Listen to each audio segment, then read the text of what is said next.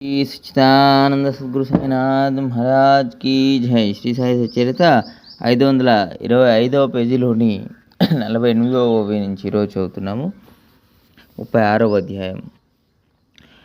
అప్పుడు ఆ వచ్చిన వారు గద్గదులై సాయిబాబా సర్వజ్ఞులు, పరబ్రహ్మ అవతారం, అద్వైతులు, ఏ భేదభావం లేనివారు, సర్వవ్యాపకులు. ఇప్పుడు వారు చెప్పిన ప్రతి అక్షరం మా కథలే.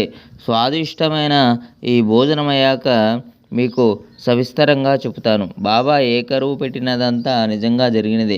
కానీ వారు మా పరిచయం లేకుండా మా గురించి ఎలా తెలుసుకున్నారు? ఇదంతా చమత్కారంగా ఉంది అని చెప్పారు. భోజనమయ్యాక మాధవరావుతో పాటు తాంబూలాన్ని నమ్ములతో వారు తమ కథావరణను ఆరంభించారు. ఆ ఇద్దరిలో ఒకడు ఇలా చెప్పసాగాడు. మా నివాస స్థానం పర్వత ప్రాంతం, కానీ బ్రతుకు తెరువు కోసం సముద్రంతో సంబంధం ఏర్పడింది. అందుకోసం గోవాకు వెళ్ళాను. ఉద్యోగం లభించాలన్న కోరికతో దత్తభగవాను ఆరాధించాను. అత్యంత భక్తిగా మొక్కుకున్నాను. దేవా, కుటుంబాన్ని పోషించుకోవడానికి ఏదో ఒక ఉద్యోగం లభించాలి కరుణామయ. నేను నీ శరణు వచ్చాను. నాకు ఉద్యోగాన్ని ఇవ్వు. నేటి నుండి త్వరలో ఈ మాట నిలబెట్టుకుంటే నా మొదటి నెల జీతమంతా నీకు సమర్పిస్తాను అని మొక్కుకున్నాను. భాగ్యం కొద్దీ దత్తభగవానుడు ప్రసన్నుడయ్యాడు. త్వరలోనే మొక్కు ఫలించింది. నాకు మొదట జీతం 15 రూపాయలు లభించేవి. తర్వాత సాయిబాబా వర్ణించిన విధంగానే నా జీతం పెరిగింది. కానీ మొక్కును పూర్తిగా మరచిపోయాను. దానినే వారు ఇప్పుడు గుర్తుకు తెచ్చారు. ఎవరికైనా వారు దక్షిణ తీసుకున్నట్లు అనిపిస్తుందేమో, కానీ అది దక్షిణ కాదు. వారు నా రుణాన్ని తీర్చారు. అలా దక్షిణ సాగుతో నా పాత మొక్కును గుర్తు చేశారు అని చెప్పాడు. తాత్పర్యం: సాయి ద్రవ్యాన్ని యాచించరు, తమ భక్తులను కూడా యాచించనివ్వరు. ధనం ఎప్పుడూ అనర్థమని తలచేవారు కనుక బాబా భక్తులను ధనమోహంలో పడనివ్వరు. వారి పాదాలయందు ఎల్లవేళలా అనురక్తులై ఉన్న మహల్సాపతి వంటి భక్తుడి జీవితాన్ని కష్టాలతో గడుపుతున్నా అతన్ని ఏమాత్రం ధనాన్ని కూడా ఎవరి వద్ద నుండి తీసుకొని ఇచ్చేవారు కాదు.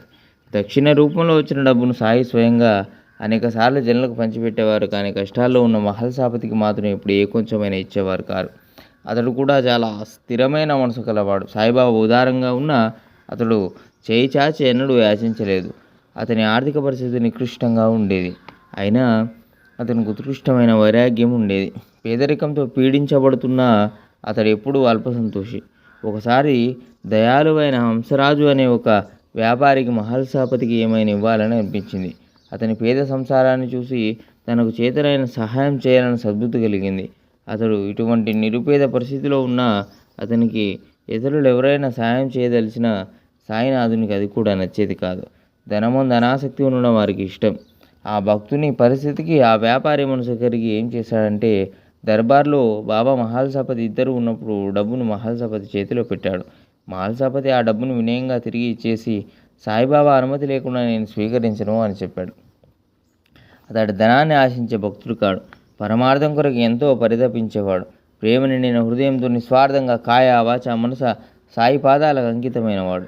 హంసరాజు సాయితో, బాబా, అతన్ని ఒక గవ్వైన తాకనివ్వరేమని అంటే వారు, నా భక్తులను ధనం ఆకర్షించదు, వారు ద్రవ్య ప్రలోభంలో చిక్కుకొని పోకూడదు అని చెప్పారు. 71వ నుంచి మరో వీడియోలో చదువుకుందాం. సచ్చిదానంద సద్గురు సాయినాథ్ మహారాజ్ కీ జై. లోకా సమస్త సుఖినో భవంతు. శాంతి శాంతి శాంతి.